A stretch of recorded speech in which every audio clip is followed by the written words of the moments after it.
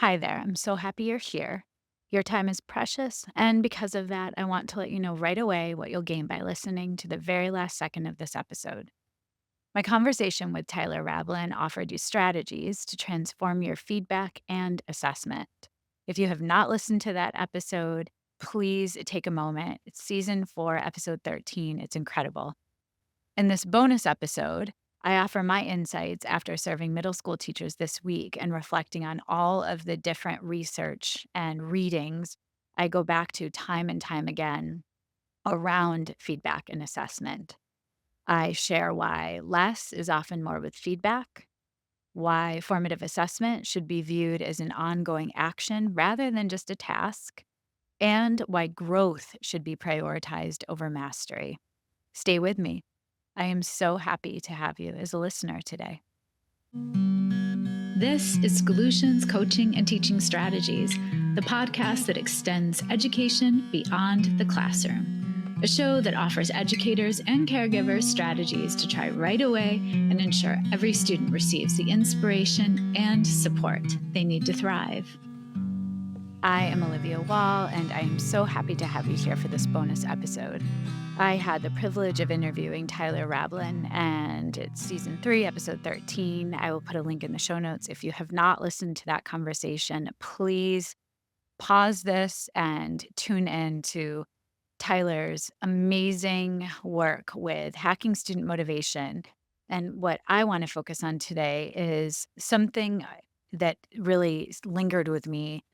We had this conversation way back in June, and I watched the episode, edited the episode, and every time I listen to it, I think so much about something Tyler said when it comes to feedback. And it's around minute 27 in our conversation. And he actually says, the most encouraging research I ever read is one that looked at how much feedback can students even use.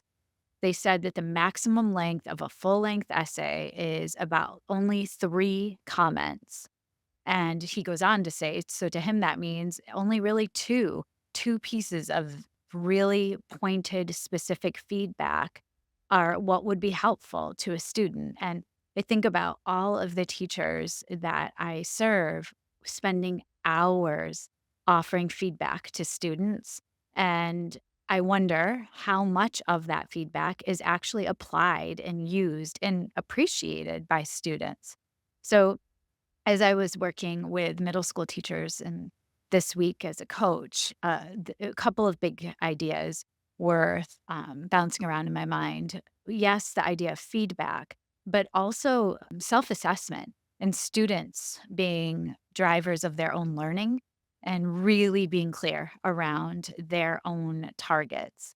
And I started to pay very close attention to formative assessment that was happening in the classrooms I was in, and it reminded me of an incredible article I read a long time ago. It came out in 2015. It's by Angela Stockman, and it's called 10 Things You Don't Know About Formative Assessment.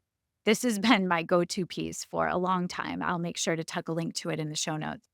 And there are 10, obviously, things that you may not know about formative assessment. I'm going to just name a few of them that I remind myself of over and over. Number one, I'll read you the opening quote. Assessments come in varied forms, and they're executed for all different purposes. While summative assessments attempt to measure mastery at the end of a learning experience, the best formative assessments illuminate the strengths and needs of learners throughout the experience, enabling teachers to respond in ways that are just right and just in time. Ready to ramp up your practice? Consider these little known facts about formative assessment.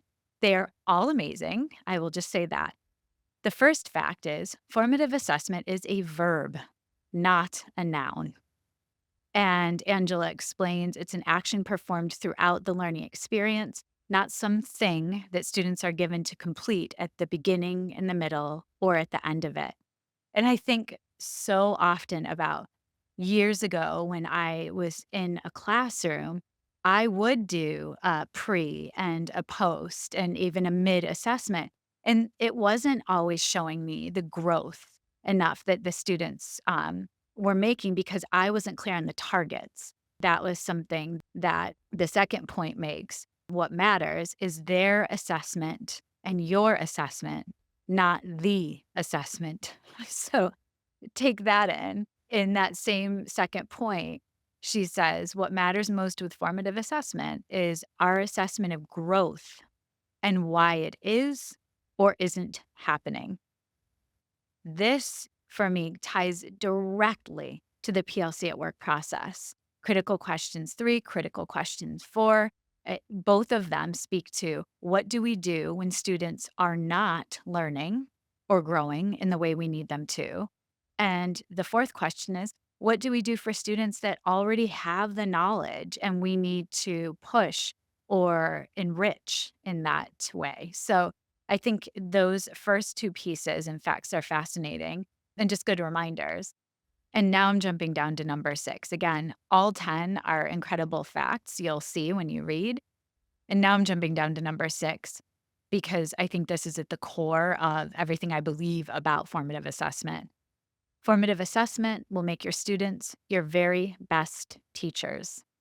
Over the last few years, meaning Angela, I've learned how to presume competence and just let kids try the hard stuff. Over the last few years, I've continued to see a pattern and a need of cross grade level articulation. And what I mean by cross grade level, I mean that middle and high school teachers need to be getting into elementary classrooms. I see kindergartners, first graders, second graders, third, fourth, fifth graders reading for 20 minutes, completely enveloped by their books, writing for 30 minutes, 45 minutes at a time. And yet, when I ask middle and high school teachers often how long they believe students are able to read without a distraction and really be focused, often the answer is 10 minutes or less. And I think part of that is as kids get older, we are putting devices in their hands that enhance distraction and that need for a dopamine fix that a book is, as one of my colleagues, Jennifer McCarty Plucker, says, it's a slow drip. Reading is a slow drip of dopamine versus that scanning of the social platforms. I also just think of the idea of how are we assuming or presuming competence? We need to stop always planning for students not being able to do a task and flip it and say, again, what do students need to learn? How will we know they're learning it? And yes, what will we do for students that are not showing growth the way we want? And how will we push kids that already have the knowledge? That is a much more efficient way. So, formative assessment can help us do that. The other book I lean on and revisit over and over and over is Sarah Zerwin's book called Pointless, An English Teacher's Guide to More Meaningful Grading. I had the privilege of interviewing Sarah about this book, and I will put a link to that interview in the show notes as well. But I'm jumping to chapter 6. And this chapter, the opening invites students to set goals and reflect on their growth. And she speaks to, when you're going to start an exercise routine, your goal is to see results, to see growth and progress. It's never really the idea of mastery. Like, what would it mean to master something physically? It's that idea of just that process. And then in this chapter, Sarah goes on to explain why that idea of mastery is often at odds with the idea of growth and what students really need. She says, in years that I've worked to find a different path to grades, I've found this presumptive focus on mastery to be at odds with what students need to be full agents of their learning. And then she goes on to say, the very first semester I stepped away from traditional grading, I asked my students what they thought the semester grade should reflect. And growth, not mastery, was their unanimous answer. Over time, I've come to realize that my students were right. If my goal is to focus classroom assessment on what will be most useful to my students, then together we need to develop a system that accomplishes two important goals. It must do the following. Number one, focus on growing readers and writers rather than mastering skills or content. And number two, recognize that each student is on an individual, unique learning journey. She wraps that section by saying, a focus on growth instead of mastery just makes good sense. If students think they have mastered something, they think they've made it. Done. Task accomplished. Let's move on. But the reading and writing skills we teach don't have beginnings or endings. The work continues. The learning never ends. A focus on growth reflects this. A focus on mastery misrepresents it. And I reflect then on the districts that I'm serving and that focus of priority standards and mastery and what that means. And I wonder how clear we really are on the why behind this work and how clear we are with the purpose of the assessments we're crafting and creating. How clear are our students on the why behind the work they're doing? And so they can see a path. And after reading those words of Sarah's, I think so much about growth and how are we setting our students up for success right out of the gate to hold on and retain information in a process way? And a few years ago, a colleague of mine provided research, and it was a Medium article. And the article is written by Eva Keffenheim. It's from October of 2020. It's amazing. And it's called The Feynman Technique Can Help You Remember Everything You Read. There's an excerpt that I want to share with you because this is something I have since implemented myself as well as with students. And it has made a tremendous difference. Because if we're going to ask kids to be drivers of their own learning, to have autonomy and agency, they need to feel success. And you don't feel success when you are not retaining what you're reading. And so I want to just share this incredible information with you. The Feynman technique is one method to make us remember what we read by using elaboration and association concepts. It's a tool for remembering what you read by explaining it in plain, simple language. Not only is the Feynman technique a wonderful recipe for learning, but it's also a window into a different way of thinking that allows you to tear ideas apart and reconstruct them from the ground up. What I love about this concept is that the approach intuitively believes that intelligence is a process of growth, which dovetails nicely with the work of Carol Dweck, who beautifully describes the difference between a fixed and growth mindset. And Eva goes on to explain the 4 steps you need to take. She breaks it down in essence. The Feynman technique consists of 4 steps. Number 1, identify the subject. Choose what you want to remember or think about. 2, explain the content. 3, identify your knowledge gaps. 4, simplify your explanation. So I will put a link to that in the show notes because that Medium piece is wonderful. And Feynman has done tons of research around this and is considered an expert when it comes to remembering what you learn and what you read.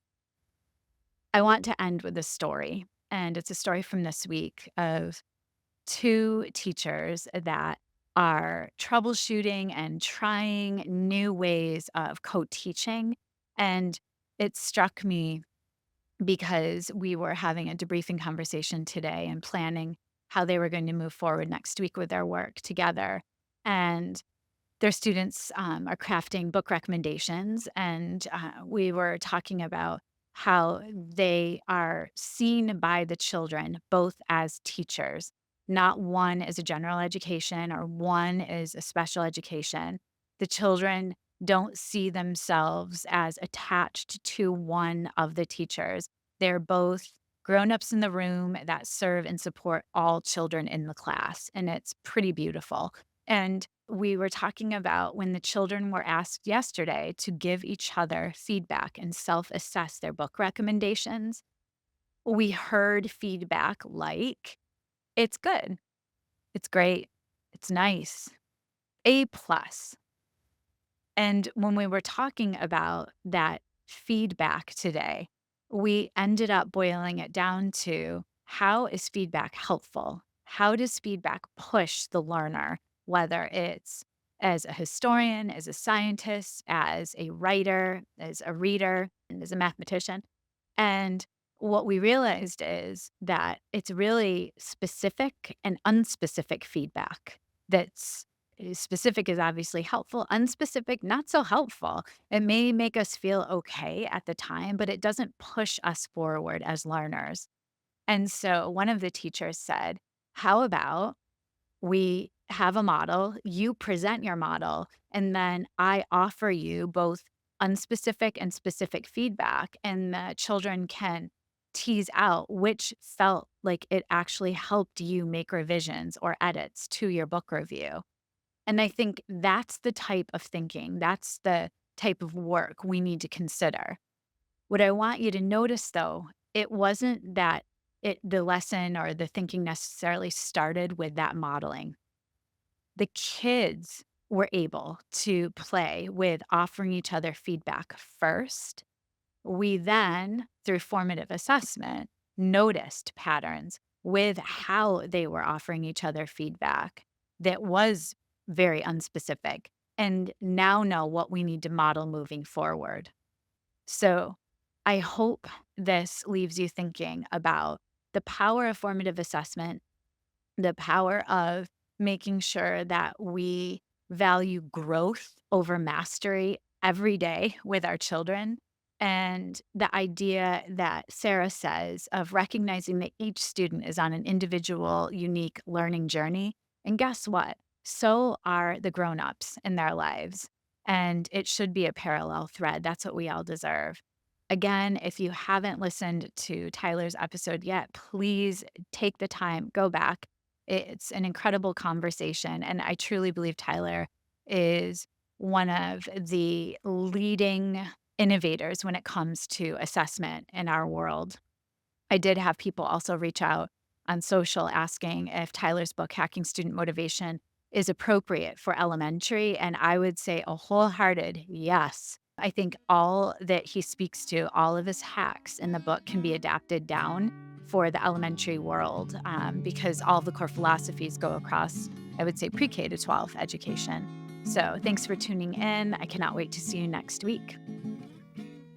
Scholutions Coaching and Teaching Strategies is created, produced, and edited by me, Olivia Wall. Thank you to my older son, Benjamin, who created the music that's playing in the background. You can follow and listen to Scholutions wherever you get your podcasts, or subscribe to never miss an episode and watch on YouTube. Now, I'd love to hear from you. Send me an email at scholutionspodcast@gmail.com. Let me know how you're navigating formative assessment and providing feedback to your learners. Tune in every Monday for the best research-backed coaching and teaching strategies you can apply right away to better the lives of the children in your care. And stay tuned for my bonus episodes every Friday, where I'll share how I applied what I learned from the guests in schools that week. See you then.